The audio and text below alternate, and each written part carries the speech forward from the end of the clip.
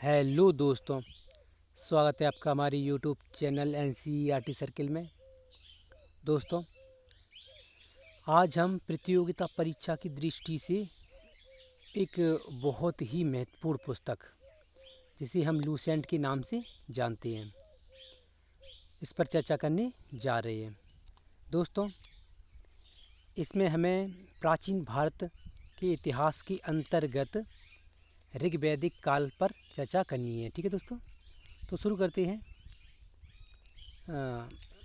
ऋग्वैदिक काल 1500 ईसा पूर्व से 1000 ईसा पूर्व तक। ठीक है, तो शुरू करते हैं। क्या है इसमें? ऋग्वैदिक आर्यों का भौगोलिक ज्ञान। ठीक है, तो इसमें ऋग्वैदिक आर्यों का भौगोलिक ज्ञान देखते हैं। ऋग्वैदिक आर्यों के भौगोलिक ज्ञान की जानकारी ऋग्वेद में वर्णित पर्वत, मरुस्थल एवं नदियों के नाम से होती है। तो कह रहे हैं कि ऋग्वैदिक आर्यों की भौगोलिक ज्ञान की जानकारी हमें कहाँ से प्राप्त होती है?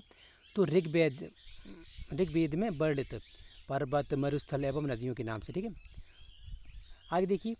ऋग्वेद में हिमवंत अर्थात हिमालय पर्वत एवं उसकी मुजबंत नामक चोटी का उल्लेख मिलता है। ठीक है दोस्तों, तो ऋग्वेद में एक हिमालय का नाम, हिमालय पर्वत है ना, उसका नाम किससे मिलता है?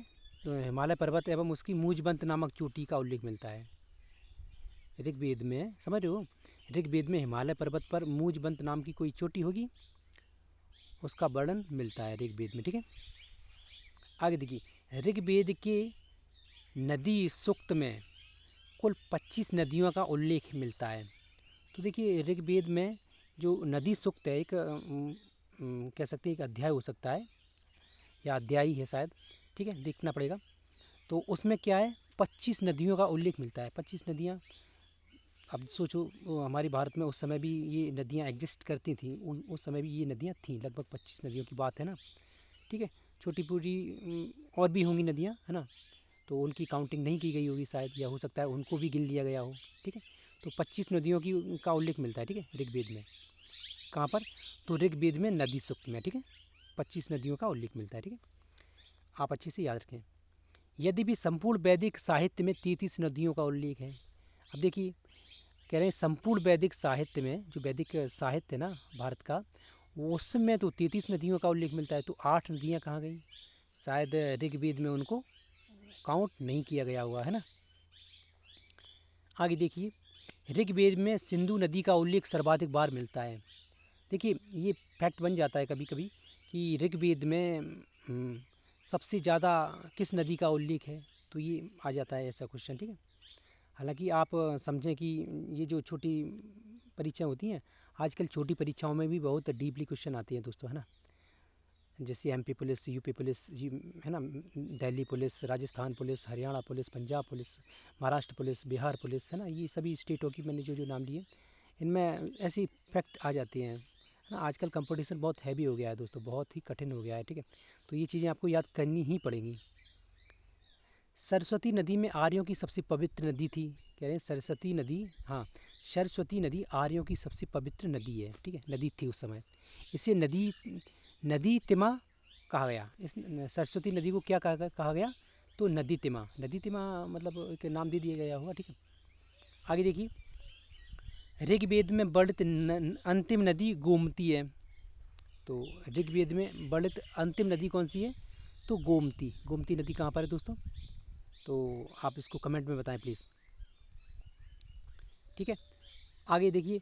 वैसे मेरे ख्याल से आप इसको बता ही देंगे कहाँ पर है ये। ठीक है, ऋग्वेद में यमुना नदी का 3 बार एवं गंगा नदी का 1 बार उल्लेख मिलता है। देखिए, कहते हैं ना गंगा सबसे पवित्र नदी है, गंगा सबसे पवित्र नदी है, लेकिन ऋग्वेद में इसको इतना महत्व नहीं दिया गया था। ऋग्वेद में देखिए, यमुना नदी का सिर्फ 3 बार वर्णन है, 3 बार उल्लेख किया गया है उसका, और गंगा नदी का सिर्फ 1 बार ही उल्लेख है, 1 बार ही इसका वर्णन किया गया है। जबकि सिंधु नदी का सबसे अधिक बार वर्णन मिलता है। देखिए, इधर कह रहे हैं ना, सर्वाधिक उल्लेख वर्णन किया गया है ना, ऋग्वेद में सिंधु नदी का उल्लेख सर्वाधिक बार है, मिलता है। ठीक है, तो ये है। आगे देखिए। हाँ, राजनीतिक जीवन किसका? तो नहीं, यहाँ से नहीं, इधर है, सॉरी, इसके बाद इसे पढ़ना था यहाँ पे। हाँ, इस काल में अस्पृश्यता छुआछूत की परंपरा नहीं थी। देखिए दोस्तों, अ, उत्तर वैदिक काल में जो अस्पृश्यता होती ना, छुआछूत, अनटचेबिलिटी, इसका उल्लेख मिलता है ना, जबकि ऋग्वेद में इसका उल्लेख नहीं है। कह रहे हैं इस काल में अस्पृश्यता छुआछूत की परंपरा नहीं थी। ठीक है, शूद्रों द्वारा दिया गया दान ब्राह्मणों को स्वीकार था। कह रहे हैं शूद्र जो मतलब 4 वर्णों में विभाजित था हमारा समाज, उस समय भी था, आज भी है। ठीक है, जो कि मनुस्मृति से मतलब जानकारी मिलती है इस बात की, है ना। तो इसमें मतलब 4 वर्णों में बांटा गया था समाज। ठीक है, ब्राह्मण, क्षत्रिय, वैश्य और शूद्र। ठीक है, तो ये तो आपको आगे समझने को मिलेगा। ठीक है, खैर, तो कह रहे हैं कि ऋग्वेद में शूद्रों द्वारा दिया गया दान ब्राह्मणों को स्वीकार था। ठीक है, यानी कि जो शूद्र सबसे निचले तबके का वर्ण माना जाता था, उसके द्वारा ब्राह्मण सबसे ऊंचले तबके का वर्ण माना जाता था।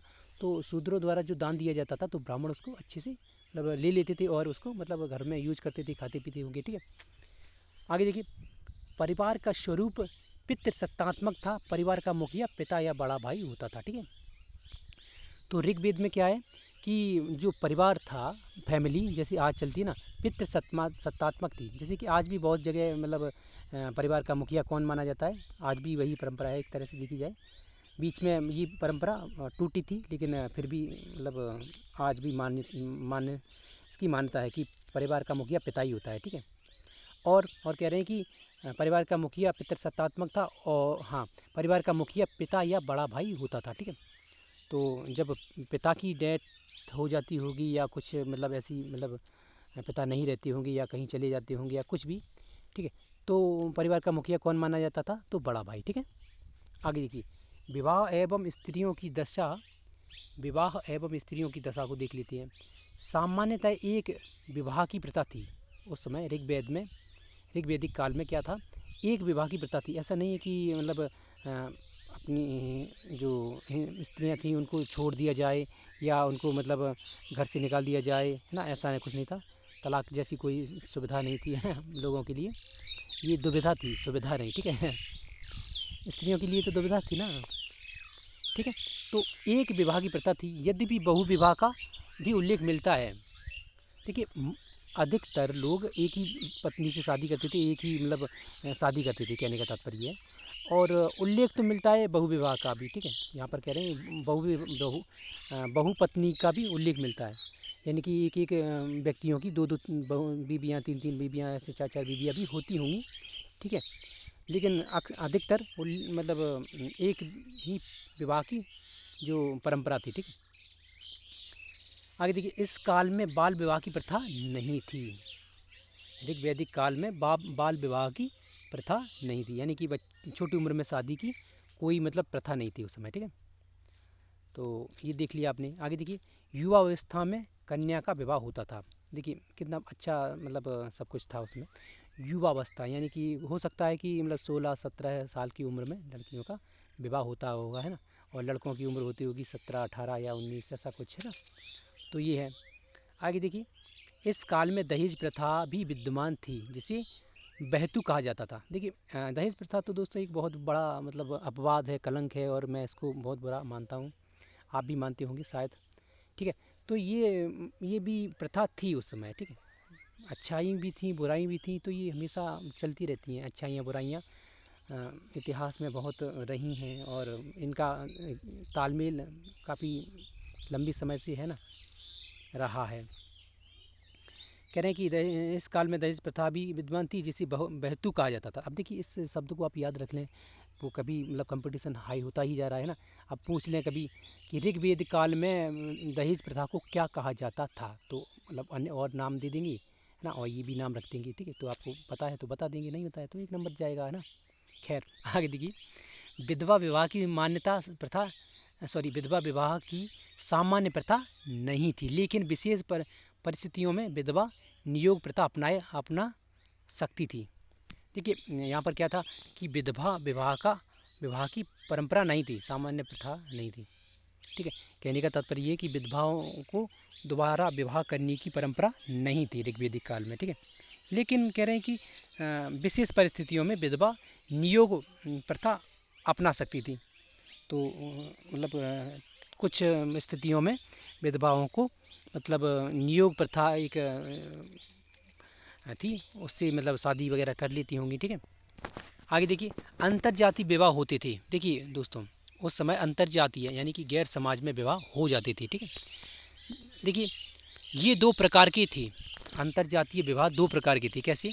तो अनुलोम विवाह, ठीक है, इसमें पुरुष उच्च वर्ग का एवं स्त्री निम्न वर्ग की होती थी अनुलोम विवाह में। ठीक है, ये कितना मतलब महत्वपूर्ण फैक्ट निकल रहा है दोस्तों यहाँ से। ठीक है, अनुलोम विवाह में क्या होता था, पुरुष तो उच्च वर्ग का होता था और स्त्रियां निम्न वर्ग की होती थी। ठीक है, जैसे कि पुरुष क्षत्रिय या ब्राह्मण होगा या वैश्य होगा। ठीक है, और स्त्रियां शूद्र वर्ग की हो सकती हैं। ठीक है, और ऐसी ब्राह्मण वर्ग का पुरुष है और स्त्रियां मतलब क्षत्रिय वर्ग की हो सकती हैं या वैश्य वर्ग की हो सकती हैं। ठीक है, या पुरुष क्षत्रिय वर्ग का है और स्त्रियां जो क्या कहते हैं वैश्य या शूद्र वर्ग की हो सकती हैं। ठीक है, तो ये मतलब ये था अनुलोम विवाह। ठीक है, और देखिए प्रतिलोम विवाह, इसमें पुरुष निम्न वर्ग का एवं स्त्री उच्च वर्ग की होती थी। ठीक है, अनुलोम विवाह की उलट। ठीक है, उसकी अपोजिट या उसका मतलब विपरीत कह सकते हैं। ठीक है, तो ऐसी स्थिति थी। ठीक है, अब देखिए याद कर लें दोस्तों, ऐसा पूछ लेते हैं ऐसे कभी कमेंट में कि अनुलोम विवाह मतलब के बारे में ऐसे दे देंगे कि क्वेश्चन में। ठीक है, अनुलोम विवाह से क्या तात्पर्य है ना, प्रतिलोम विवाह से क्या तात्पर्य है। ठीक है, तो ये आपको याद होना चाहिए। स्त्रियों की दशा देख लेते हैं। ठीक है, इस काल में स्त्रियों की दशा अच्छी थी, है ना। अब देखिए ऊपर बता ही रहे हैं तो अच्छी ही होगी ना। इस काल में बहुत सी महिलाएं विद्वान थीं, है ना। इस काल में बहुत सी महिलाएं जो थीं विद्वान थीं, विद्वान यानी कि ज्ञानी। ठीक है, जो मतलब ज्ञान अर्जित कर सकती थी और उनको भी ज्ञान अर्जित करने का, पढ़ने लिखने का और मतलब शिक्षा प्राप्त करने का अधिकार था। ठीक है, आगे देखिए, लोपामुद्र, घोषा, सिक्ता, निरावरी, रोमसा, अपाला, विश्वबारा आदि इस काल की विदुषी महिलाएं थी। ठीक है, ये उस काल की विदुषी यानी कि विद्वान महिलाओं का मतलब वर्णन किया गया है। ये उस काल की विद्वान महिलाएं हैं। ठीक है, एक बार देख लेते हैं दोबारा।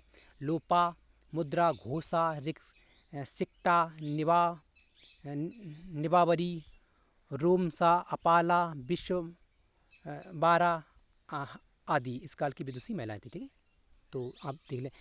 अब देखते हैं आर्थिक स्थिति। इस काल में लोगों की आर्थिक स्थिति कैसी थी। ठीक है, अर्थव्यवस्था का स्वरूप जनजातीय था। इस काल में अर्थव्यवस्था का स्वरूप कैसा था, तो जनजातीय। ठीक है, अर्थात जीवन निर्वाह की अर्थव्यवस्था थी। ठीक है, जीवन निर्वाह की अर्थव्यवस्था थी, यानी कि जैसे कि आज के समय में कह सकते हैं कि लोग बाग आदिवासी वर्ग कैसे रहते हैं और मतलब खेती किसानी कैसे करते हैं। ठीक है, वो देखिए पशुपालन देख लेते हैं। पशुपालन के बारे में थोड़ा देखते हैं क्या है। ऋग्वैदिक आर्यों का जीवन अस्थायी था। जो ऋग्वैदिक आर्य थे उनका जीवन अस्थायी था। अस्थायी यानी कि एक जगह नहीं रहती थी। ठीक है, इधर उधर आते जाते रहते होंगे। ठीक है, अतः इनका मुख्य व्यवसाय पशुपालन था। देख रहे हैं, ये जो मतलब मुख्य इनका क्या काम धंधा था, तो पशुपालन, यानी कि पशु पाल रहे हैं और आराम से उनको मतलब चरा रहे हैं, एक स्थान से दूसरे स्थान पर आ जा रहे हैं। ठीक है, तो ये था। ठीक है, आर्यों का सबसे महत्वपूर्ण पशु गाय थी। ठीक है, गाय को बहुत लंबे समय से और बहुत ही महत्वपूर्ण पशु के रूप में देखा जा रहा है और आज भी देखिए गायों को अच्छा और महत्वपूर्ण पशु माना जाता है। लेकिन दुर्भाग्यवश गायों की स्थिति आज के समय में बहुत ही दुविधाजनक है, बहुत ही मतलब चिंताजनक है। ठीक है, आए दिन एक्सीडेंट हो रहा है, सड़कों पर बैठी हुई हैं गाय, है ना। वाहन आते हैं ठोक जाते हैं, सड़कों के किनारे पड़ी रहती हैं, सड़ जाती हैं, मर जाती हैं, कुत्ते खाती हैं, है ना। ये बहुत ही विचित्र मतलब घटना होती है। ठीक है, विचित्र घटना ही है। जो गायों के नाम पर राजनीति करते हैं तो वो आज देखते ही नहीं है, सिर्फ उनको मतलब अपना एजेंडा सीधा करना है। ठीक है, तो ये गलत है ना। आगे देखिए, लेकिन उस समय गाय एक बहुत ही महत्वपूर्ण पशु थी दोस्तों, है ना। गाय के नाम पर ही जीवन की गतिविधियों का नामकरण किया जाता था। देखिए आज गायों के नाम पर कुछ भी नहीं होता, सिर्फ राजनीति होती है, वो भी गंदी किस्म की, बहुत ही गंदी राजनीति होती है ना। लेकिन उस समय क्या होता था दोस्तों, गायों के नाम पर जीवन की गतिविधियों का नामकरण किया जाता था। ठीक है, ठीक है। तो ये ज़रूरी है। आज जो गाय है कितना महत्वपूर्ण पशु है। मैं ये नहीं कहता कि हर एक के लिए हो, भाई कोई मानता है कोई नहीं मानता है, ये मैं उसके ऊपर छोड़ देता हूँ, सामने वाले के ऊपर। ठीक है, लेकिन एक बहुत ही महत्वपूर्ण पशु रही है, तो इसको मतलब इस तरह से इसका मतलब वो नहीं होना चाहिए ना, मतलब बाइकआउट नहीं होना चाहिए। ठीक है, और आगे देखिए क्या कह रहे हैं कि हाँ अभी इधर से इधर आना है। ठीक है, आर्य हाथी से भी परिचित थे। जो आर्य थे हाथी से भी परिचित थे, लेकिन बाघ का उल्लेख नहीं मिलता है।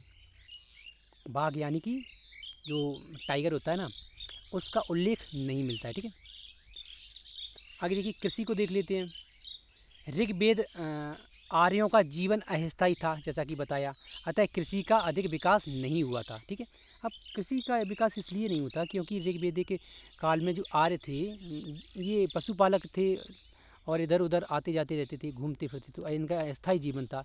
और अस्थायी जीवन होगा जिसका वो एक जगह कैसे रहेगा, और एक जगह नहीं रहेगा तो कृषि नहीं कर पाएगा, है ना। ये कृषि करने के लिए स्थायी जीवन चाहिए, एक जगह रह टिक मतलब रहना है टिक कर। ठीक है, धीरे धीरे आगे इनमें मतलब होगा सुधार। ठीक है, आगे देखिए, लकड़ी के बने बड़े बड़े हलों से खेती की जुताई की जाती थी।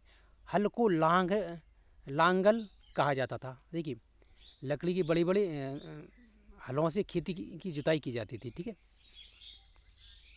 और कह रहे हैं हल को लांगल कहा जाता था।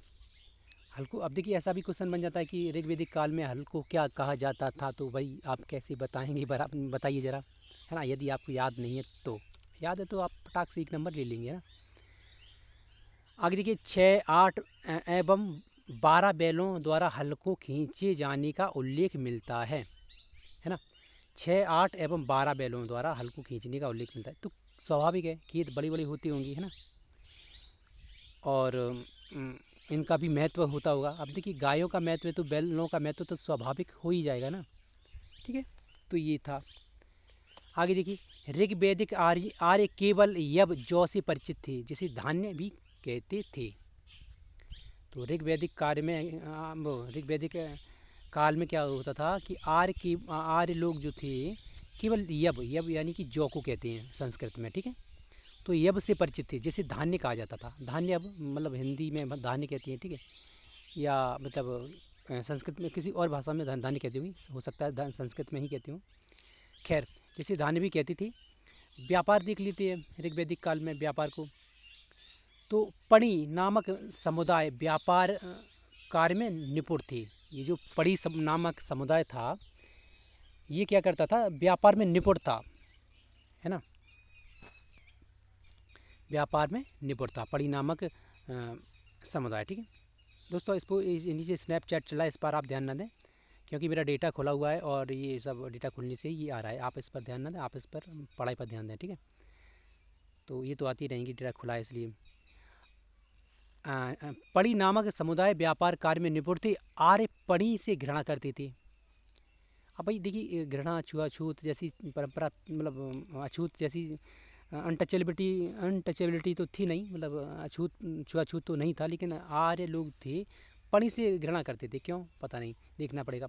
पणि अपनी कंजूसी के लिए प्रसिद्ध थे। हाँ इसीलिए हो सकता है, पणि अपनी कंजूसी के लिए प्रसिद्ध थे और होंगे भी, क्योंकि व्यापारिक वर्ग हमेशा ही कंजूस होता है। मैं सभी की तरफ उंगली नहीं कर रहा हूँ लेकिन होते हैं अक्सर। ठीक है, इतिहास कह रहा है, मैं थोड़ी ना कह रहा हूँ भाई, है ना। आगे देखिए, तो इसीलिए शायद आर्य इनसे घृणा करते होंगे। ठीक है, अब ऋग्वैदिक काल में धार्मिक जीवन देख लेते हैं। तो धार्मिक जीवन में ऋग्वैदिक देव मंडल में देवियों की तुलना में देवता महत्वपूर्ण थे। कह रहे हैं ऋग्वैदिक देव मंडल में देवियों की तुलना में देव महत्वपूर्ण थे। देव यानी कि देवियाँ इतनी महत्वपूर्ण नहीं थी ऋग्वैदिक काल में, जबकि उनकी तुलना में देवता अधिक महत्वपूर्ण थे। ठीक है, आगे देखिए ऋग्वैदिक आर्य बहुदेव देववादी थे। तो जो ऋग वैदिक आर्य थे ये बहुदेववादी यानी कि अन्य देवताओं को मतलब एक देवता को नहीं पूजा करते थे, ठीक है, अनेक देवताओं को पूजा करते थे, ठीक है। बहुदेववाद उसे ही कहते हैं जो जो समुदाय या वर्ग अन्य देवताओं की पूजा आराधना करता है ना, उसे बहुदेववाद कहते हैं, ठीक है। यानी किसी एक देवता पर उनका मतलब उनकी आस्था नहीं रहती, अन्य देवताओं पर उनकी आस्था रहती है, ठीक है।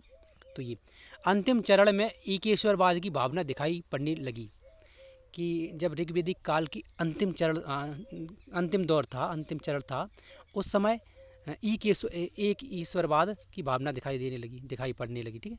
यानी कि उस समय अन्य देवताओं को मतलब लोगों ने इग्नोर किया और किसी एक देवता पर उनका ध्यान केंद्रित रहा, यानी कि एक देवताओं की पूजा अर्चना करने लगी थी, ठीक है।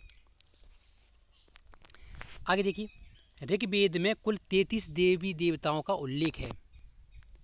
देख रहे हैं दोस्तों, ये क्वेश्चन बन जाते हैं अभी पूछ ले अब, क्योंकि कंपटीशन बहुत टफ होता जा रहा है दोस्तों, है ना।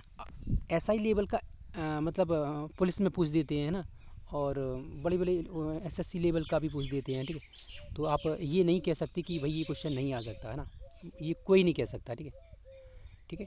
हालांकि इतिहास आता है, इतिहास से लोग बहुत कुछ सीखते हैं, मैं इतिहास से बहुत मतलब प्रभावित हूँ, है ना। और इतिहास काफ़ी महत्वपूर्ण भी होता है, इतिहास से कुछ सीखने को मिलता है, कुछ वर्तमान को बदलने को की फैक्ट मिलती हैं, बहुत ही अच्छी जानकारियाँ मिलती हैं, है ना।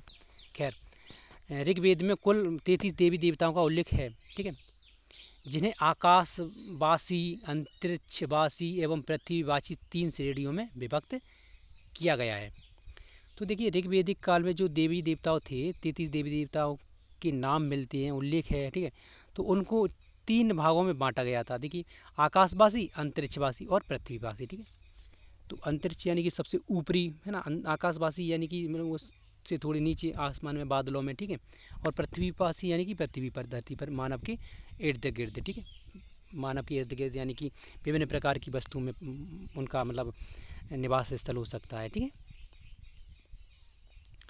जैसे होता है ना, पीपल में, बरगद में, तुलसी में, है ना। तो ये सब देवी देवताओं को मतलब उनका मत समझते थे, ठीक है। आर्यों का सर्वश्रेष्ठ देवता इंद्र थे, आर्यों का सर्वश्रेष्ठ देवता इंद्र थे, ठीक है।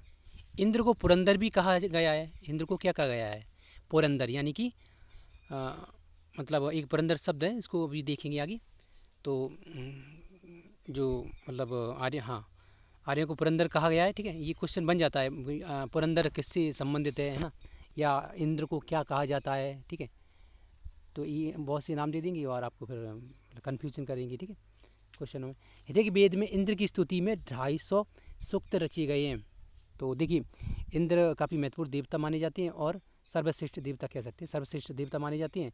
और इनको लेकर ऋग्वेद में 250 सूक्त स्तुति, इनकी स्तुति में 250 सूक्त रची गई हैं, यानी कि 250 सूक्त कह सकते हैं कि 250 जगह पर इनका वर्णन है। और मतलब जो छोटी छोटी पंक्तियाँ होती हैं ना, कविताएं टाइप की, वो इनके बारे में बोली गई हैं, कही गई हैं, ठीक है।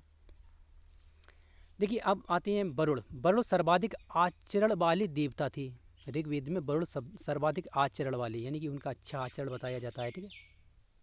सब सर्वाधिक आचरण वाले देवता थे, इन्हें सृष्टिकर्ता कहा गया है। तो देखिए, वरुण एक, आज के समय में हम अगर ऐसी बात करें तो वरुण एक ग्रह है, ठीक है, जो कि सबसे अंतिम ग्रह है, ठीक है, हमारी जो आकाशगंगा है ना, इसका, ठीक है। जैसे सूर्य से बढ़ते क्रम में, दूरी के बढ़ते क्रम में, देखिए मैं आपको बता ही देता हूँ।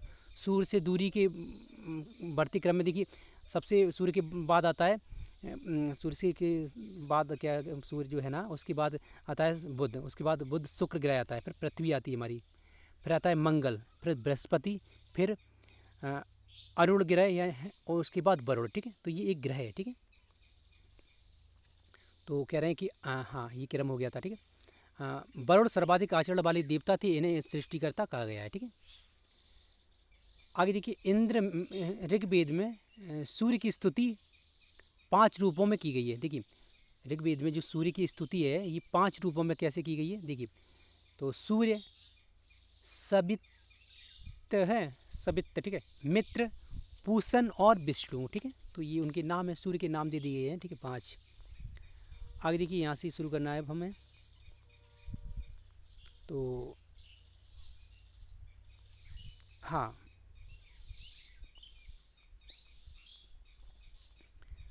हाँ, यहाँ से सबित सबित सबित यानी कि सविता की स्तुति में ही प्रसिद्ध गायत्री मंत्र की रचना की गई है। तो सबित यानी सविता क्या होता है? हाँ, सविता की स्तुति में ही गायत्री मंत्र की रचना की गई है। ठीक है, समझ रहे हो? तो यानी कि सबित सबित सूर्य का ही एक नाम है। ठीक है, क्यों 5 नाम बता रहे ना उनके, तो 5 एक सबित या सविता एक ही नाम है उनका। ठीक है, तो इसी को लेकर गायत्री मंत्र का निर्माण किया गया था या रचना की गई थी, कह सकते हैं। ठीक है, गायत्री मंत्र ऋग्वेद के तीसरे मंडल में है। अब दोस्तों ऐसा भी क्वेश्चन बन जाता है, मैं बार बार आपको बता देता हूँ, तो यहाँ पर आप थोड़ा फोकस अच्छे से कर लें, ध्यान अच्छे से दे लें। ठीक है, जैसे गायत्री मंत्र ऋग्वेद में किस मंडल में है? ठीक है, या पूछ देंगे ऐसे कि गायत्री मंत्र का मतलब उल्लेख कहाँ पर है? ठीक है, 4 वेद दे देंगे, ऋग्वेद, सामवेद, अथर्ववेद और यजुर्वेद। ठीक है, ऐसे इसको दृष्टा विश्वामित्र है। इसकी दृष्टा विश्वामित्र है, यानी कि ऋग्वेद के रचनाकार कौन है? दृष्टा यानी कि रचनाकार। ठीक है, तो विश्वामित्र है। ठीक है, अब देखिए उत्तर वेद को देख लेते हैं, इसी का है। ठीक है, उत्तर वेद तो 10,000 सॉरी 10,000 नहीं, ये 1000 ईसा पूर्व से 600 ईसा पूर्व था। ठीक है, तो उत्तर वैदिक काल में आर्यों का पूरब की ओर विस्तार हुआ। देख रहे हो? तो धीरे धीरे आर्य यहाँ पर आए थे, तो और धीरे धीरे उनका विस्तार कहाँ पर होने लगा? तो पूरब की ओर। ठीक है, तो उत्तर वैदिक काल में आर्यों का विस्तार पूरब की ओर हुआ। अथर्व वेद में उल्लेख मिलता है कि अंग एवं मगध आर्य संस्कृति से बाहर थे। देखिए अथर्व वेद है ना, जो इसमें उल्लेख है, उसमें इसमें बताया गया है, इसमें लिखा हुआ है ना, कि अंग एवं मगध ये जो वो थे, क्या कहते हैं, जनपद। ठीक है, हाँ ये जनपद थे, तो अंग और मगध आर्य संस्कृति से बाहर थे। ठीक है, आर्य संस्कृति आर्यों से प्रभावित नहीं थी। ठीक है, मगध और अंग और मगध। ठीक है, अब देखिए सतपथ ब्राह्मण में सदा नीरा, गंडक एवं रेवोत्तरा नदी, रेवोत्तरा नर्मदा नदी का उल्लेख मिलता है। तो देखिए सतपथ ब्राह्मण जो ग्रंथ है, ब्राह्मण ग्रंथों की मतलब अंतर्गत आता है ये। इसमें क्या है? सदा नीरा ये तो गंडक नदी का नाम है। ठीक है, एवं रेवोत्तरा ये नर्मदा नदी का नाम है। ठीक है, बोला ना कि लगभग 33 नदियों का उल्लेख है और 25 नदियों का उल्लेख बता रहे हैं। तो ऋग्वेद में 25 नदियों का उल्लेख है। ठीक है, तो इसमें ही शायद ये भी नदी होगी। देखिए सदा नीरा गंडक को कहते हैं और रेवोत्तरा ये नर्मदा को कहते हैं। ठीक है, इसका उल्लेख मिलता है। ठीक है, अब देखिए इसमें कौन सा काल चला? उत्तर वैदिक काल में राजनीतिक जीवन को देखते हैं। भरत एवं पुरु कबीले आपस में मिलकर कुरु राज्य का निर्माण, हाँ भरत एवं पुरु कबीले आपस में मिलकर कुरु राज्य का निर्माण किया। कह सकती हैं कि भरत एवं कुरु कबीले ने आपस में मिलकर, ठीक है, किसका निर्माण किया था? तो कुरु राज्य का निर्माण किया था। ठीक है, उस समय। इसी प्रकार कृबि एवं तुर्बस मिलकर पांचाल राज्य का निर्माण किया। तो कह रहे हैं इसी प्रकार कृबि एवं तुर्बस ये जो कबीले थे, इन्होंने मिलकर किसका निर्माण किया? तो पांचाल राज्य का निर्माण किया था। ठीक है, आगे देखिए इस काल में राज्य का लोकप्रिय स्वरूप, इस काल में राज्य का लोकप्रिय स्वरूप क्या होता था? तो राजतंत्रात्मक था। राजतंत्रात्मक यानी कि राजाओं का शासन हुआ करता था। ठीक है, कोई एक राजा होता था। ठीक है, यद्यपि गणतंत्र राज्यों का भी उल्लेख मिलता है। गणतंत्र जो आज देखते हैं ना, इसका भी उल्लेख मिलता है। ठीक है, आगे देखिए राजा का पद वंशानुगत होता था, जैसा कि होता ही है उस समय तो होता ही होगा, क्योंकि सर डेमोक्रेसी थी नहीं थी उस समय, है ना, चुनाव थोड़े ना होते मतलब होते होंगे लेकिन ऐसे नहीं जैसे आज होते हैं। ठीक है, राजा का पद वंशानुगत होता था, लेकिन राजा का निर्वाचन भी किया जाता था। ठीक है, मतलब चुनाव होता था, है ना, तो ये थोड़ी मतलब अच्छी बात मिलती है देखने को। ठीक है,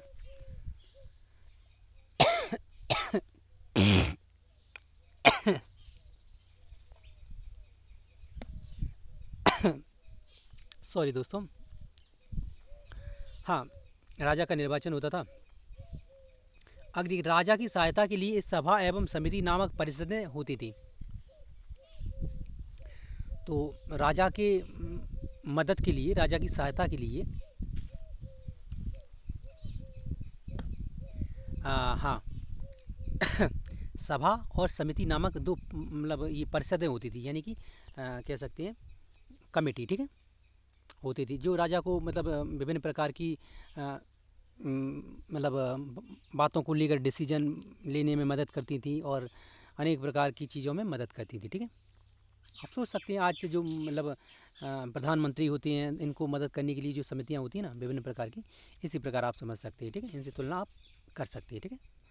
अथर्ववेद में सभा एवं समिति को प्रजापति की दो पुत्रियां कहा गया है। देखिए कितना महत्वपूर्ण शब्द है। तो अथर्ववेद में सभा एवं समिति को प्रजापति की दो पुत्रियां कहा गया, ठीक है। अब ऐसे ही क्वेश्चन बन जाए जैसे कि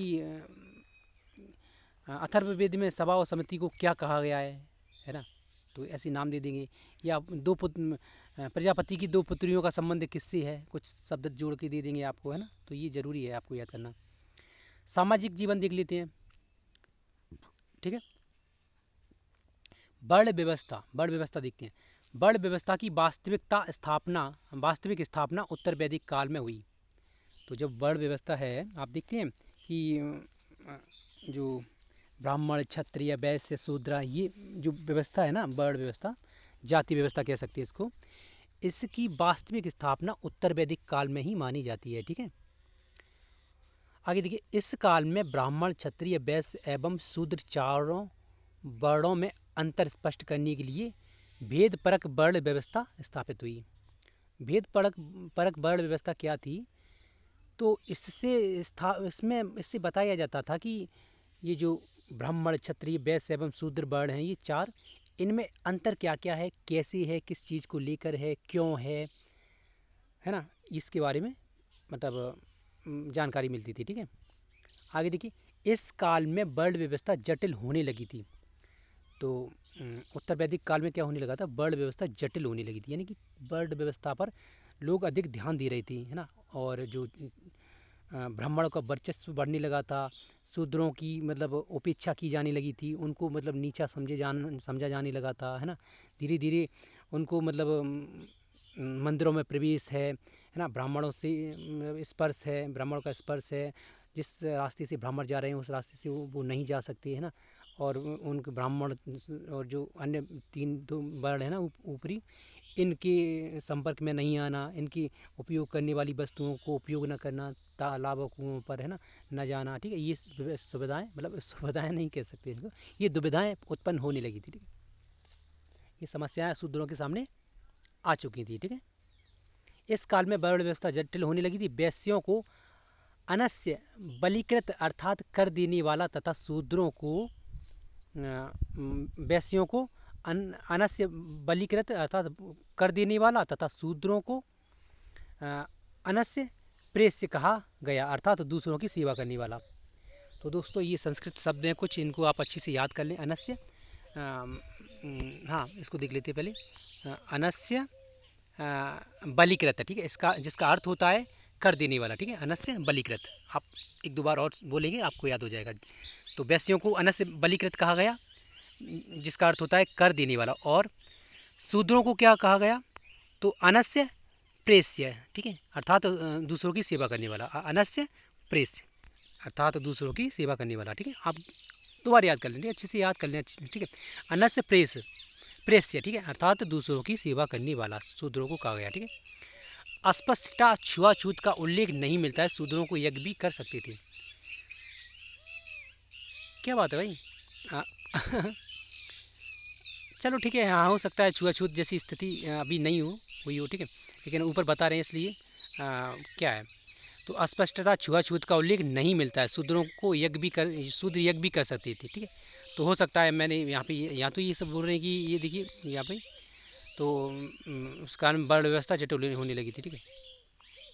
हाँ जटिल होने लगी थी, अंतर साफ साफ दिखने लगा था, लेकिन अभी शूद्रों से इतना मतलब भेदभाव नहीं किया जाता था, ठीक है। आगे होगा ऐसा कुछ, ठीक है। अब देख लीजिए, हाँ एक बार अच्छे से ध्यान रखें कि अस्पष्टता छुआछूत का उल्लेख नहीं मिलता है, शूद्रों को शूद्र यज्ञ भी कर सकते थे, ठीक है। स्त्रियों की दशा, इस काल में भी बाल विवाह का प्रचलन नहीं था, ठीक है, उत्तर वैदिक काल में बाल विवाह का प्रचलन नहीं था। ठीक है, 17 वर्ष की आयु में कन्या का विवाह किया जाता था, सगोत्र विवाह वर्जित था। देखिए कह रहे हैं कि 17 वर्ष की आयु में कन्या का विवाह होता था। आज तो देखिए कहीं कहीं आज के समय में जो आधुनिक समय चल रहा है ना, यहाँ पर भी अभी भी लगभग 16 वर्ष 17 वर्ष की कन्या का विवाह किया जाता है, बल्कि 17 से कम ही का कर दिया जाता है। तो काहे कि हम मॉडर्न हैं भाई, जब तक कोई भी इंसान है अपनी बच्चियों को इतनी कम उम्र में शादी करेगा तो आधुनिक थोड़ी ना माना जाएगा। ये तो अत्याचार है उस बच्ची के साथ जिसकी कम उम्र में शादी हो रही है, चाहे बच्ची हो या बच्चा हो, है ना। खैर आगे देखिए, सगोत्र विवाह वर्जित था। सगोत्र विवाह उसे कहते हैं दोस्तों, एक ही गोत्र में, जैसे कि आपका गोत्र कोई है, उसी विवाह में आपका उसी गोत्र में आपका विवाह हो जाए। ठीक है, या मेरा गोत्र कोई है, उसी गोत्र में मेरा विवाह हो जाए। ठीक है, तो ये नहीं, या लड़की हो या लड़का हो, किसी का भी। ठीक है, सगोत्र विवाह, एक ही गोत्र के दो मतलब जो होते ना पति पत्नी नहीं हो सकते। ठीक है, ये वर्जित था। ठीक है, एक ही मतलब गोत्र का बेकार भी माना जाता है। ठीक है, इस काल में स्त्रियों को शिक्षा दीक्षा का पूर्ण अधिकार प्राप्त था। तो स्त्रियों को शिक्षा देने का मतलब चल रहा था, मतलब स्त्रियां शिक्षा ग्रहण कर सकती थी। ठीक है, पढ़ लिख सकती थी और मतलब अब ज्ञान अर्जित कर सकती थी। ठीक है, कोई एक ही बात है। आगे देखिए, स्त्रियां गुरु आश्रम में जाकर शिक्षा ग्रहण कर सकती थी। ठीक है, तो ये इसकी मतलब व्यवस्था थी कि स्त्रियां गुरु आश्रम में जाकर शिक्षा ग्रहण कर सकें। ठीक है, आगे देखिए, मैत्रायणी संहिता में स्त्रियों को असत्यभाषी कहा गया। मैत्रायणी संहिता क्या है, एक संहिता है। ठीक है, इसमें स्त्रियों को असत्यभाषी कहा गया है। इसका अर्थ क्या होता है देखते हैं। इसी ग्रंथ में स्त्रियों को मनुष्य की 3 बुराइयों में से एक बताया गया है। तो देखिए, मैत्रेयणी संहिता है, उसमें स्त्रियों को असत्यभाषी कहा गया है, और इसी ग्रंथ में मैत्रायणी संहिता में ही स्त्रियों को मनुष्य की 3 बुराइयां भी बताया गया है, बुराइयों में से एक बताया गया है। ठीक है, ये बुराइयां हैं कौन कौन सी, तो शराब, जुआ एवं स्त्री। तो स्त्रियों को ये कहा गया है कि शराब हैं स्त्रियां, जुआ हैं स्त्रियां, और स्त्री हैं स्त्रियां, तो खैर है ही। आश्रम व्यवस्था देख लेते हैं।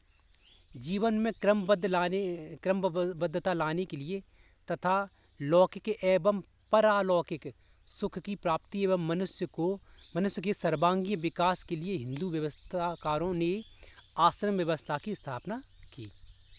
ठीक है, तो कह रहे हैं कि आश्रम व्यवस्था क्या थी कि जीवन में क्रमबद्धता लाने के लिए, ठीक है, एवं लौकिक एवं परलौकिक सुख की प्राप्ति तथा मनुष्य के सर्वांगीण विकास के लिए हिंदू व्यवस्थाकारों ने हिंदू व्यवस्था बनाने वालों ने आश्रम व्यवस्था की स्थापना की थी। ठीक है, आश्रमों की संख्या 4 है।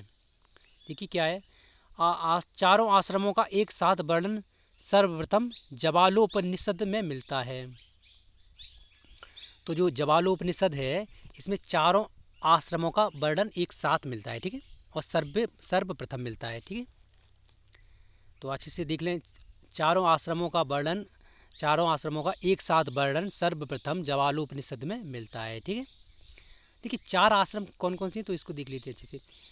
तो ब्रह्मचर्य आश्रम, देखिए जन्म से 25 वर्ष तक ब्रह्मचर्य आश्रम माना जाता है। ठीक है, देखिए शैक्षणिक उपलब्धियां एवं बौद्धिक विकास के लिए ये जो ब्रह्मचर्य आश्रम था, ये जन्म से 25 वर्ष तक की आयु तक चलता था, और इसमें क्या करना पड़ता था, किसी भी छात्र को या व्यक्ति को या जो मतलब शिष्य होता था उसको शैक्षणिक उपलब्धियां शिक्षा ग्रहण करनी पड़ती थी, कहने का तात्पर्य ये है, एवं बौद्धिक विकास करना पड़ता था, अपना बौद्धिक विकास यानी कि जो मतलब अपनी बुद्धि में मतलब विकास करना, बुद्धि का विकास करना पड़ता था। ठीक है, ऐसे कह रहे हैं। ठीक है, अब देखिए गृहस्थ जीवन को देख लेते हैं।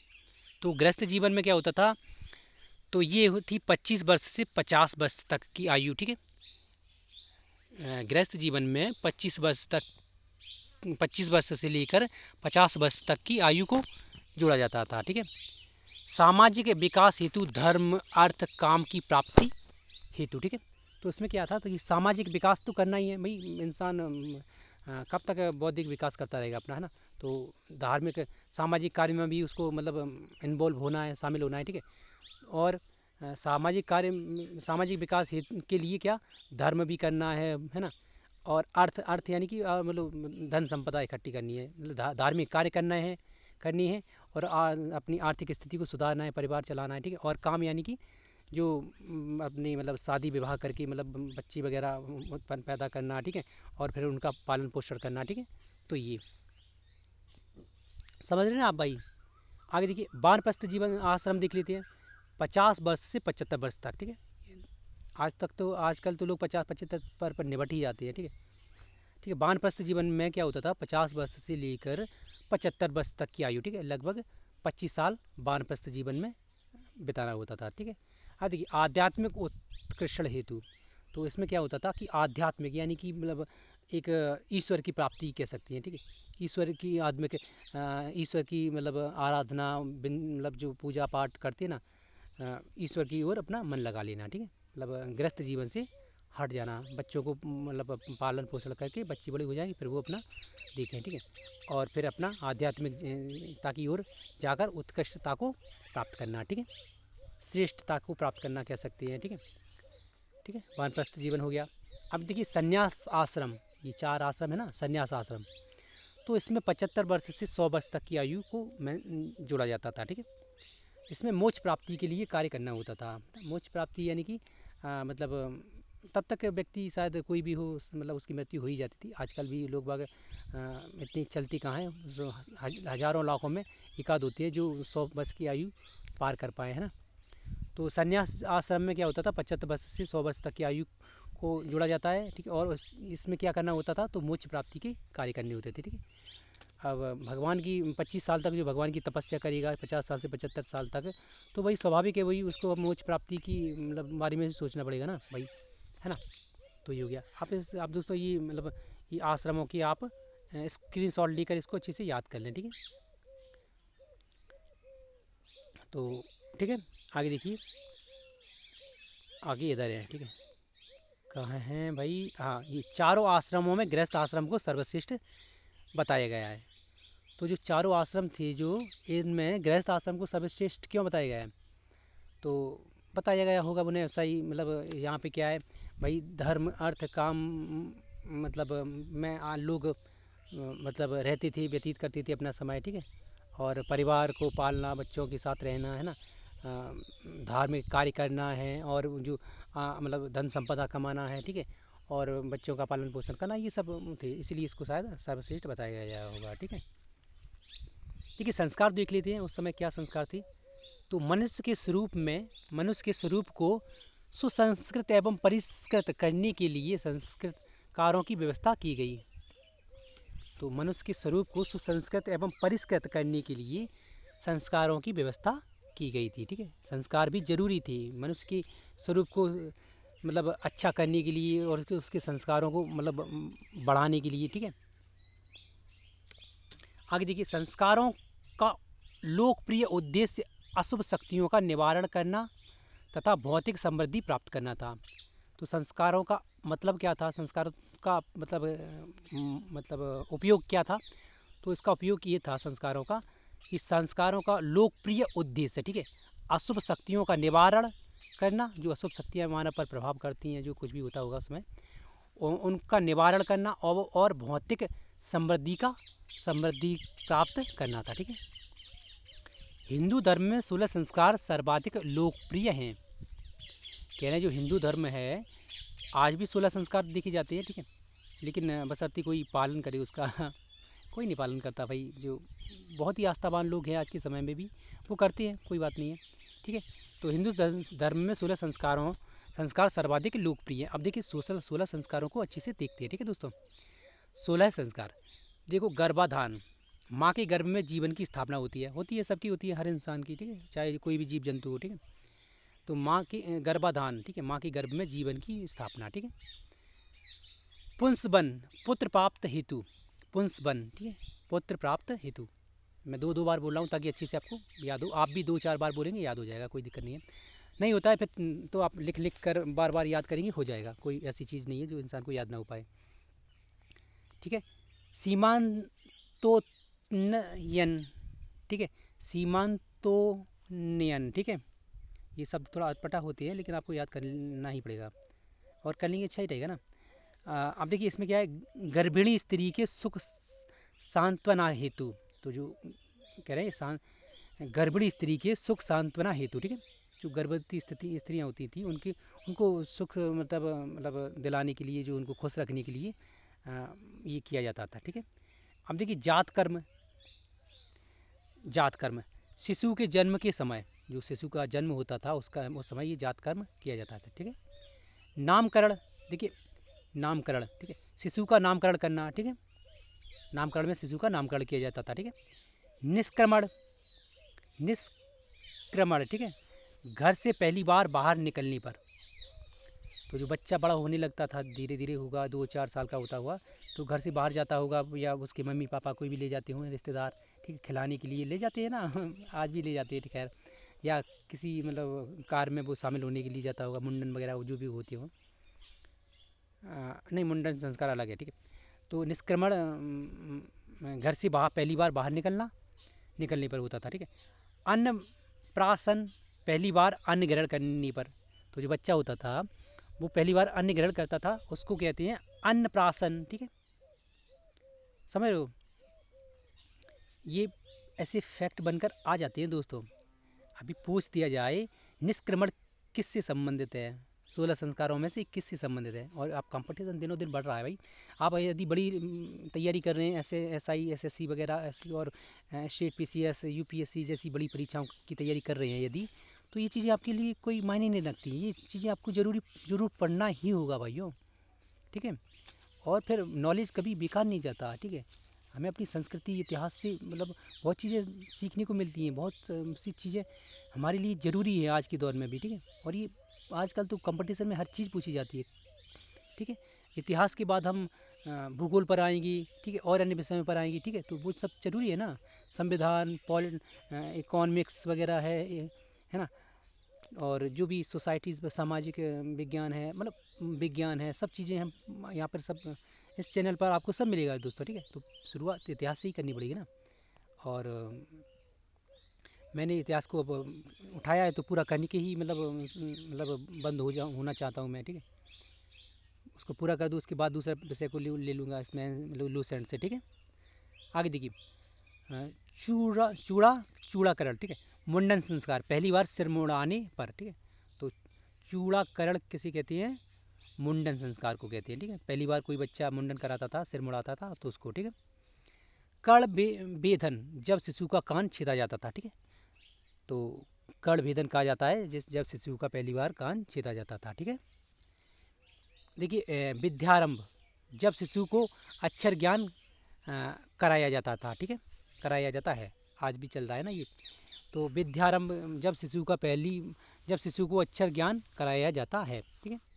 उपनयन देख लेते हैं, जब बालक या कन्या गुरु आश्रम में प्रवेश करते हैं, क्या कह रहे हैं, उपनयन, जब बालक या कन्या गुरु आश्रम में प्रवेश करते थे, ठीक है, उपनयन कहा जाता है। अब देखिए कभी पूछ लिया जाए उपनयन किससे संबंधित है, क्या है, बता पाएंगे, नहीं बता पाएंगे, याद नहीं होगा तो बता देंगे तो 1 नंबर पक्का, ठीक है। वेदारंभ, देखिए वेदारंभ में क्या है, जब पहली बार वेद का अध्ययन करती हैं बच्चे, ठीक है, तो उसको वेदारंभ कहा जाता था, है ना, वेद धन आरंभ यानी कि वेदों का आरंभ करना, ठीक है। केशांत, जब पहली बार दाढ़ी एवं मूछ बनवाता है। केशांत, केस यानी कि केसों का अंत, बालों का अंत, जब दाढ़ी मूछों का मतलब बनाया जाता होगा तब उसको लेकर, ठीक है। देखिए 14वां है समावर्तन, ठीक है, समावर्तन, शिक्षा पूर्ण होने पर गुरु द्वारा संपन्न, तो समावर्तन कहते हैं शिक्षा पूरी हो जाने के बाद, वेद पुराण जो पढ़े जाते होंगे उनको पूरा होने के बाद गुरु द्वारा संपन्न हो जाते थे, उसको कहा जाता है समावर्तन, ठीक है। देखिए 15वां है विवाह, गृहस्थ जीवन प्रारंभ करने के लिए, ठीक है, तो ये गृहस्थ जीवन प्रारंभ करने के लिए होता था, ठीक है। तब तक बच्चे की उम्र हो जाती थी लगभग 25 साल, ठीक है, और सब ये टाइम से चलता था, क्रम से चलता था, ठीक है। अंत्योष्टि, मृत्यु के बाद का संस्कार कहा जाता है, ठीक है।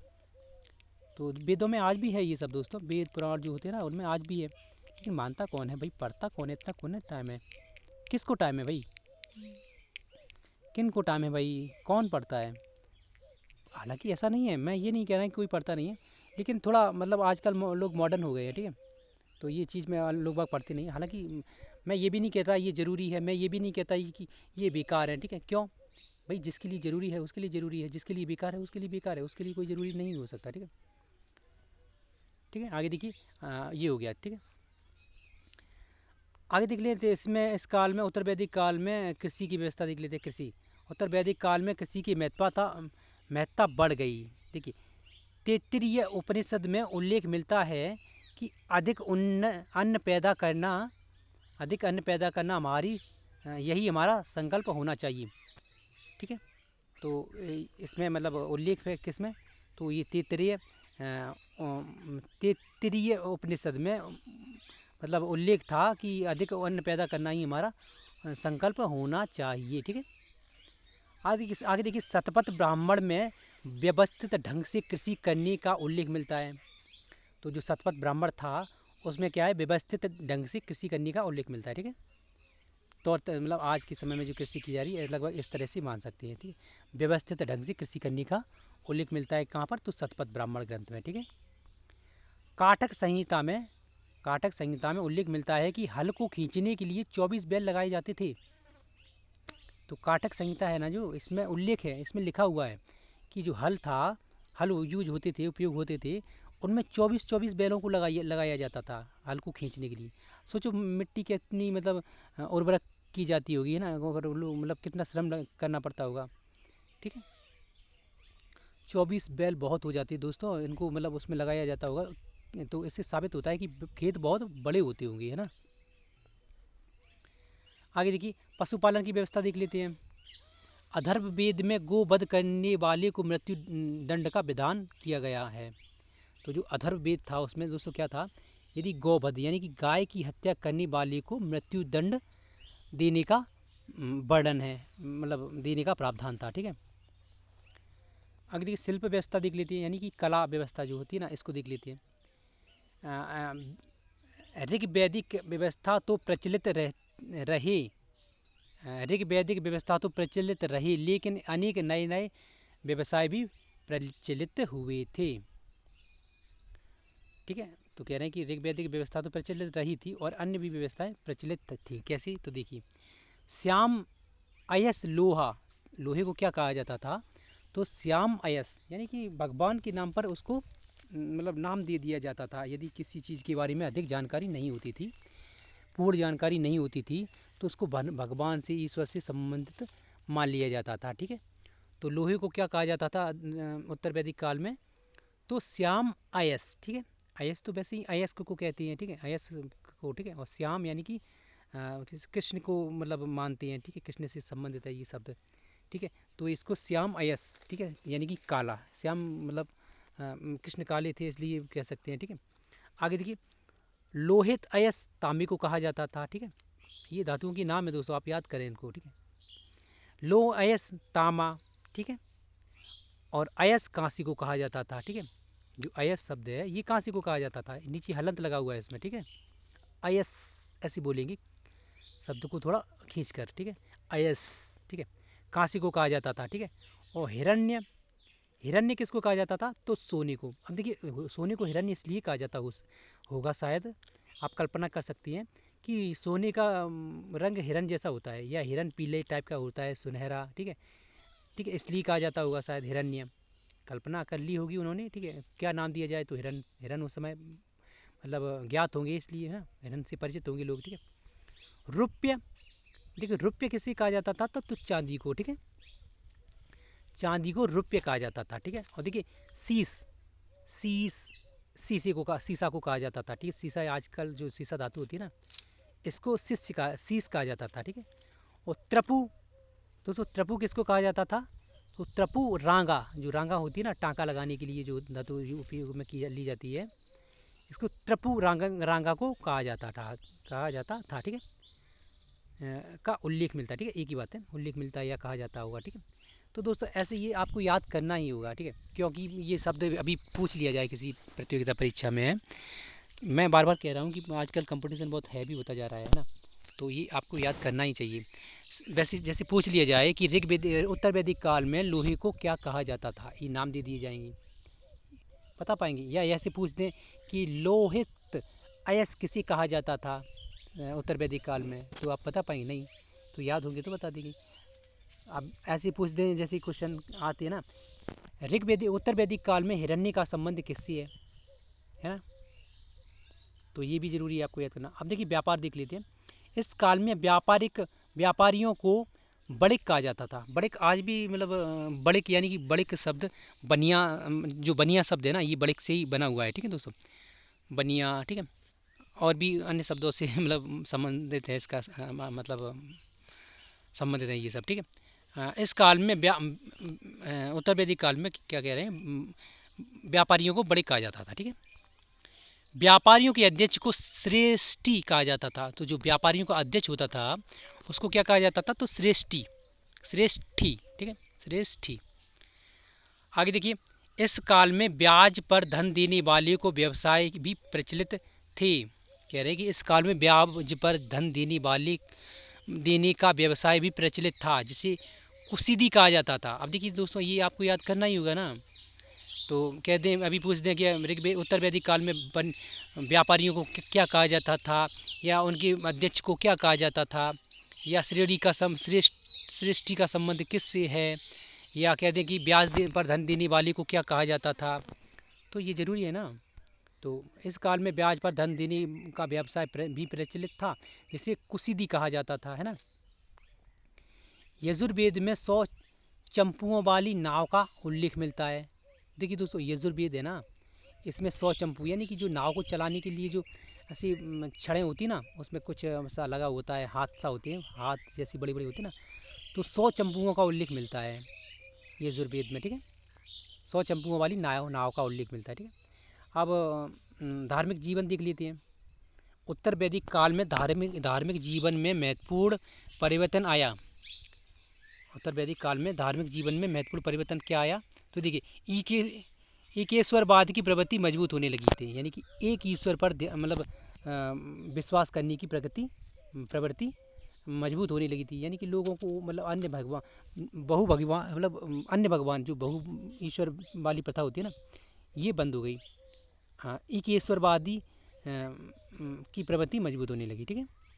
इस काल में पहले कि कई महत्वपूर्ण देवताओं की महिमा घट गई। जो अन्य देवता थे, बहुत अन्य प्रकार के जो देवी देवता होते थे, उनकी महिमा और उनकी मतलब उनके प्रति लोगों का ध्यान कम होने लगा, ठीक है, उनकी महिमा घट गई, ठीक है। तथा नए देवता महत्वपूर्ण हो गए। जो नए देवता मतलब बनने लगे, मतलब लोगों की मतलब होती है ना, किसी के पूर्वज खत्म हो गए हैं तो उनकी पूजा आराधना करने लगी। एक समय बाद वो उनको मतलब बड़ी देवता के रूप में पूजने लगते हैं, फिर बड़ा समुदाय उनको पूजने लगता है, फिर धीरे धीरे वो प्रसिद्ध हो जाते हैं, ठीक है। तो ये मतलब सिस्टम होने लगा था, ठीक है। देखिए आगे कह रहे हैं, प्रजापति इस काल के सर्वश्रेष्ठ देवता माने गए। उत्तर वैदिक काल में जो प्रजापति थे, ये सब सर्वश्रेष्ठ देवता माने गए, ठीक है। इन्हें देवताओं का पिता कहा गया। तो प्रजापति थे, इनको देवताओं का पिता कहा गया, ठीक है, उत्तर वैदिक काल में, ठीक है। पूषण शूद्रों के देवता माने जाते थे। देखिए ऐसा क्वेश्चन बन जाता है, देखिए प्रजापति किससे संबंधित हैं, पूषण का संबंध किससे है, ठीक है। तो पूषण शूद्रों के देवता माने जाते थे, ठीक है। कहाँ पर, तो उत्तर वैदिक काल में, ठीक है। अग्नि की महत्ता बनी रही। तो अग्नि यानी कि जो आग है, आज की अग्नि, इसकी महत्ता बनी रही, ठीक है। इन्हें मनुष्यों एवं देवताओं के बीच मध्यस्थ के रूप में महत्व बना। अग्नि का महत्व किस लिए बना रहा, तो इन्हें देवताओं के बीच और मनुष्यों के बीच इनकी मध्यस्थता बनी रही। यानी कि आग को वो लोग क्या मानते थे, ईश्वर और मनुष्य के बीच जो संबंध स्थापित करने का जो कार्य था, वो अग्नि के द्वारा होता था, ठीक है। यानी कि जो लोग थे उस समय यज्ञ वगैरह करते थे, और यज्ञ किसकी करते थे, तो ईश्वर भगवान की, जो भी उनके भगवान होते होंगे, उनका यज्ञ करते थे, तो उनसे मनुष्य का संबंध स्थापित हो जाता था, ठीक है, अग्नि के द्वारा। अग्नि मध्यस्थता का काम करती थी, ठीक है। दोस्तों बहुत अच्छी बातें हैं और बहुत ही मतलब समझने वाली बातें हैं, ठीक है। ये कभी मतलब नॉलेज है, ये कभी व्यर्थ नहीं जाता और ना ही कभी बेकार होता है, ठीक है। भाई परीक्षा में आने वाली चीज़ें हैं, कभी भी कहीं भी किसी भी परीक्षा में आ सकती हैं। ठीक है, देखिए वैदिक काल से संबंधित महत्वपूर्ण तत्व देख लेते हैं। ऋग्वेद के 2 से 7 तक के मंडल सबसे प्राचीन है। ऋग्वेद के 2 से 7 तक के मंडल सबसे प्राचीन है। इन्हें वंश मंडल भी कहा जाता है। तो दूसरा, तीसरा, चौथा, पांचवा, छठवा, सातवां, ये मंडल जो है ये ऋग्वेद के सबसे प्राचीन मंडल कहे जाते हैं। ठीक है, माने जाते हैं। ठीक है, इन्हें वंश मंडल भी कहा जाता है, इनका वंश मंडल भी नाम है। ठीक है, गायत्री मंत्र की रचना ऋग्वेद के तीसरे मंडल में हुई है। इसके दृष्टा यानी कि निर्माण करने वाले या रचना करने वाले कौन है, तो विश्वामित्र। ठीक है, दशराज युद्ध परुष्णी नदी के तट पर लड़ा गया था। तो दोस्तों ये दशराज युद्ध है, आप कभी पूछ लें कहाँ पर लड़ा गया था, किस जगह पर लड़ा गया था, तो परुष्णी नदी के तट पर। ठीक है, और क्वेश्चन ऐसे भी बन जाएगा, गायत्री मंत्र की रचना किसने की थी, या इसका मतलब उल्लेख किस ऋग्वेद की कौन सी मंडल में है ना। तो जरूरी है ना ये याद करना। ठीक है, आगे देखिए। हाँ, ऋग्वेद में बढ़ित, अनु, द्रुह्य, तुर्वस, यदु एवं पूर्व कबीलों को पंचजन कहा गया। ये जो कबीले के है ना नाम है ना, ये आप याद कर लें, इनको पंचजन कहा गया था। ठीक है, आप पूछ लें कि पंचजन निम्न में से पंचजन में कौन कौन सी कबीले शामिल हैं या नहीं हैं। ठीक है, तो ये भी जरूरी है ना। ऋग्वेद में नियमित सेना का उल्लेख नहीं मिलता है। तो दोस्तों ऋग्वेद जो था उसमें नियमित सेना को रखने का उल्लेख नहीं मिलता है। ठीक है, इस काल में सेना को प्रतना कहा गया। तो ऋग्वेद नहीं, उत्तर वैदिक काल की बात चलिए ना। हाँ, तो उत्तर वैदिक काल में सेना को क्या कहा गया, तो प्रत या प्रतना। ठीक है, ये शब्द आप याद कर सकते हैं। ठीक है, आगे देखिए क्या कह रहे हैं कि बोगज कुई अभिलेख में हित्ती एवं मितानी नामक 2 कबीलों के बीच हुई संधि का उल्लेख है। तो बोगज कुई अभिलेख है, इसमें हित्ती एवं मिताली नामक 2 कबीले थे, उनके बीच लड़ाई हुई होगी, उसके बाद उन्होंने समझौता कर लिया होगा, तो उनकी समझौता या संधि का उल्लेख मिलता है। ठीक है, आगे देखिए वेद, ये क्वेश्चन बन जाती है बहुत बड़ी परीक्षाओं में, यूपीएससी, स्टेट पीसीएस वगैरह, इन परीक्षा में ये ऐसे क्वेश्चन आते हैं कि भाई ये बोगज कुई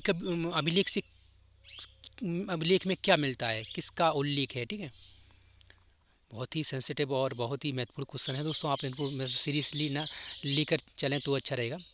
ठीक है, और नॉलेज भी बढ़ेगा आपका। ठीक है, ये कहाँ मिलते हैं ऐसे शब्द, ऐसा ज्ञान है ना, ये हम पढ़ते नहीं है ना, क्योंकि हमें कोई प्रोवाइड नहीं करवा पाता, और दूसरी बात ये मतलब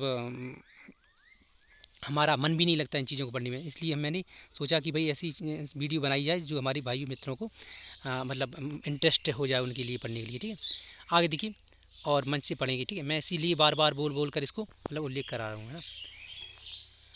आगे देखिए, वैदिक साहित्य में सप्त सेंधा प्रदेश को देवकृत योनि अर्थात देवताओं द्वारा निर्मित क्षेत्र कहा गया था। देखिए दोस्तों, तो वैदिक साहित्य था जो, उसमें सप्त सेंधा प्रदेश यानी कि 7 नदियों वाला जो प्रदेश था, आज का जो उत्तर भारत कह सकती है, इसको देवकृत योनि कहा गया है, और जिसका अर्थ क्या होता है, तो देवताओं द्वारा निर्मित क्षेत्र। ठीक है, आगे देखिए, बाल गंगाधर तिलक ने the Arctic home of the Aryans नामक पुस्तक लिखी है, जिन्होंने आर्यों का मूल स्थान उत्तरी ध्रुव बताया है। ठीक है, तो ये दोस्तों काफ़ी महत्वपूर्ण पुस्तक है, आप इसको याद कर लें कि आप पूछ सकते हैं कि बाल गंगाधर द्वारा लिखित पुस्तक का नाम क्या है, ऐसे पूछते हैं कि the Arctic home of the Aryans नामक पुस्तक की लेखक कौन है। ठीक है, तो ये हो सकता है ना, तो ये महत्वपूर्ण है ना। अब देखिए, तैत्तिरीय उपनिषद में उल्लेख मिलता है कि सदा सत्य बोलो तथा सदा धर्म का पालन करो, है ना। तो ये देखिए दोस्तों, ये कितना महत्वपूर्ण फैक्ट है, ये किससे निकलता है, ये किस में मिलता है उसका उल्लेख, सदा सत्य बोलो तथा सदा धर्म का पालन करो, है ना। ये तैत्तिरीय उपनिषद में मिलता है इसका उल्लेख, है ना। ऋग्वैदिक काल में शिक्षा का स्वरूप मौखिक था। तो जो ऋग वैदिक काल था उसमें शिक्षा का स्वरूप कैसा था, शिक्षा कैसे दी जाती थी छात्रों को, शिष्यों को, है ना, स्टूडेंटों को, तो मौखिक उनको रटाई जाती थी, याद कराई जाती थी ताकि वो भूले ना, है ना। और उस समय लोगों की स्मृति अच्छी भी होती थी, रट लेती थी। आजकल क्या है कि छोटी छोटी चीज़ें भी याद नहीं होती। और जब वक्त ऐसा आ गया है कि भाई जो टिकटॉक का ज़माना है भाई, कि लोगों को 15 सेकंड 30 सेकंड की चीज़ें ही पसंद आती हैं। बड़ी वीडियो देखता ही कौन है भाई। मैंने ये बड़ी वीडियो बना दी है, आप लोग देखेंगे मुझे नहीं लगता। आप स्किप करने की कोशिश करते हैं, क्योंकि आप 15 सेकंड देख लो फिर स्किप कर दो, 15 सेकंड देख लो, 30 सेकंड देख लो फिर स्किप कर दो, है ना। 1 मिनट देख लो, 2 मिनट देख लो, स्किप कर दो। तो ये अच्छा नहीं है दोस्तों। इससे हमारा दिमाग की जो है ना स्पीड, जो दिमाग को चीज़ों को कंट्रोल करना, दिमाग को काबू करना, है ना, जो होता है ना कि लंबी चीज़ों को याद करना, लंबी चीज़ों पर ध्यान केंद्रित करना, ये क्षमताएं घट जाती हैं धीरे धीरे, है ना। तो ये गलत चीज़ है। आप लंबी चीज़ों को देखा करें, लंबी वीडियोस देखा करें, बड़ी बड़ी वीडियोस देखा करें। मैं ये नहीं कह रहा कि हमारी ही किसी की भी वीडियो देखें, देखना चाहिए। उससे आपका क्या है, किसी एक चीज़ पर फोकस बढ़ जाता है, फोकस किसी चीज़ पर ध्यान केंद्रित करने की बढ़ जाती है ना। जैसे होता है ना, 15 सेकंड की वीडियो देख ली, आपका उस पर ध्यान हट गया, दूसरा पर आपका ध्यान आ गया, तो इससे फोकस कम होता जा रहा है, समझ रहे हो। ये गलत चीज़ है हमारे दिमाग के लिए। हमारा दिमाग लंबे समय के लिए किसी चीज़ पर लगता ही नहीं है इस चीज़ों को देखते हुए। इससे क्या है, हमारे दिमाग की क्षमताएं कम होती जा रही हैं, ठीक है दोस्तों। तो लंबी वीडियोस देखने की आदत डालें आज से ही, ठीक है, ठीक है। ऋग्वेदिक काल में शिक्षा का स्वरूप मौखिक था, ठीक है। ऋग्वेदिक विद्यार्थियों की तुलना में बरसाती मेंढक से की जाती थी। ऋग्वेदिक विद्यार्थियों की तुलना किससे की जाती थी, तो बरसाती मेंढक से। क्यों, देखिए, ऋग्वेदिक काल में गाय के लिए युद्ध हो जाते थे, इसलिए युद्ध को गबिष्टि कहा जाता था। तो गाय के लिए युद्ध इसलिए होते थे क्योंकि गाय बहुत ही महत्वपूर्ण थी और बहुत कीमती मानी जाती थी। अब कीमती चीज़ होगी उसके लिए तो युद्ध होंगे ही ना, आज भी होते हैं, है ना। आगे देखिए, बरसाती मेंढक से छात्रों की तुलना क्यों की जाती होगी, शायद इसलिए कि वो मतलब आ, शिक्षा ग्रहण करने को लेकर, या उनकी क्रियाकलापों को लेकर, या किसी और वजह हो सकती है ना। आ, पता नहीं, देखनी पड़ेगा क्यों की जाती थी। आप इस चीज़ को सर्च कर सकते हैं दोस्तों, क्यों की जाती थी, है ना। कोई अच्छी चैनल पर सर्च करें, ऐसा आ गया फालतू का चैनल वाला तो कुछ भी बता देता है, तो उस पर ध्यान देना नहीं है, ठीक है। देखिए, ऋग वैदिक काल में गायों के लिए यहाँ तक तो पढ़ लिया था। हाँ, राज्याभिषेक ब्राह्मण, क्षत्रिय एवं वैश्य मिलकर 17 प्रकार के जल से करती थी। दोस्तों, उस समय 17 प्रकार का जल होता था, मैंने ये सोचा ही नहीं था, आपने भी नहीं सोचा होगा 17 प्रकार का जल। आज तो भाई 2 2 3 4 मुश्किल से 10 प्रकार का जल होगा, 17 प्रकार का जल कहाँ खैर होता होगा। वैसे 17 नदियों का हो सकता है, 17 नदियों से इकट्ठा किया जाता होगा, उसको 17 प्रकार का जल माना जाता होगा ना। खैर, स्त्री विद्यार्थियों की भी 2 श्रेणियाँ होती थी। तो स्त्री जो विद्यार्थी होती थी उस समय, उनकी मतलब 2 श्रेणियाँ थी। कैसे, तो देखिए, सद्धोवधू, सद्धोवधू 16 से 16-17 वर्ष की उम्र तक गुरु आश्रम में रहकर शिक्षा प्राप्त करने वाली कन्या, ठीक है। तो 16-17 वर्ष की आयु तक गुरु के आश्रमों में शिक्षा प्राप्त करने वाली कन्याओं को क्या कहा जाता था, तो सद्धोवधू, ठीक है। आगे देखिए, ब्रह्मवादिनी, ब्रह्मवादिनी अधिक समय तक या जीवन पर्यंत गुरु के पास रहकर शिक्षा प्राप्त करने वाली मतलब जो स्त्रियां होती होंगी, कन्या होती होंगी, उन्हें, ठीक है। तो ब्रह्मवादिनी कहा जाता था, ठीक है। ये क्या करती थी, अधिक समय तक या जीवन पर्यंत, पूरी लाइफ टाइम गुरु के पास रहकर शिक्षा प्राप्त करती थी, ठीक है। देखिए, शुल्ब सूत्र में यज्ञवेदी के निर्माण की तकनीक मिलती है। शुल्ब सूत्र में किसकी तकनीक मिलती है, तो यज्ञवेदी की निर्माण की तकनीक मिलती है, ठीक है। आगे देखिए, ऋग्वेद में इंद्र को युद्ध देवता समझा जाता है। तो जो ऋग्वेद था उसमें इंद्र को क्या कहा जाता था, तो युद्ध वाला देवता है। जैसे उसका नाम था पुरंदर, ठीक है, किलों को भेदने वाला कह सकते हैं, ठीक है, पुरंदर, ठीक है। गोत्र शब्द की उत्पत्ति गोष्ठ शब्द से हुई है। तो गोत्र ना होता है, आपका कौन सा गोत्र है, मेरा कौन सा गोत्र है, किसी का कौन सा गोत्र है, ठीक है। तो इसकी इसकी उत्पत्ति किससे हुई है, तो गोष्ठ, गोष्ठ शब्द से हुई है, ठीक है। गोष्ठ शब्द का अर्थ उस स्थान से है जहाँ सामूहिक रूप से गाय रहती हैं, ठीक है, समझ रहे हो। तो इसी से उसका निर्माण हुआ है। तो गोष्ठ शब्द का अर्थ वह होता है, अर्थ होता है कि जहाँ पर गाय रहती हैं ना, गायों की समूह से आप तुलना कर सकते हैं, ठीक है। गायों का समूह होता है वहाँ, उसे गोष्ठ कहते हैं, ठीक है। गोत्र शब्द का सर्वप्रथम उल्लेख ऋग्वेद में हुआ है, ठीक है। तो ये यहाँ तक हो गया दोस्तों। अब देखिए प्राचीन भारतीय धर्म एवं दर्शन दोस्तों, अब इस पर हम इस पर वीडियो बनाएंगे दोस्तों आगे, ठीक है। ये वीडियो अधिक लंबा हो जाए मैं इसलिए ये नहीं चाहता, ठीक है। तो ठीक है दोस्तों, वीडियो पूरी देखने के लिए धन्यवाद दोस्तों। हमारी वीडियोस को शेयर करें दोस्तों, हमारी वीडियोस को लाइक करें दोस्तों, और हमारी यूट्यूब चैनल NCERT सर्किल को अधिक से अधिक लोगों तक सब्सक्राइब करवाएं, अधिक से अधिक लोगों तक हमारी वीडियोस को शेयर करें दोस्तों, क्योंकि हमारे यूट्यूब चैनल NCERT सर्किल में आपको NCERT पुस्तकें कक्षा 6 से लेकर 12 तक सभी विषयों की वीडियोस मिलेंगी दोस्तों, और लूसेंट जो बहुत ही महत्वपूर्ण पुस्तक मानी जाती है, इसकी वीडियोस मिलेंगी दोस्तों, और इसकी सभी विषयों की वीडियोस मिलेंगी दोस्तों, है ना।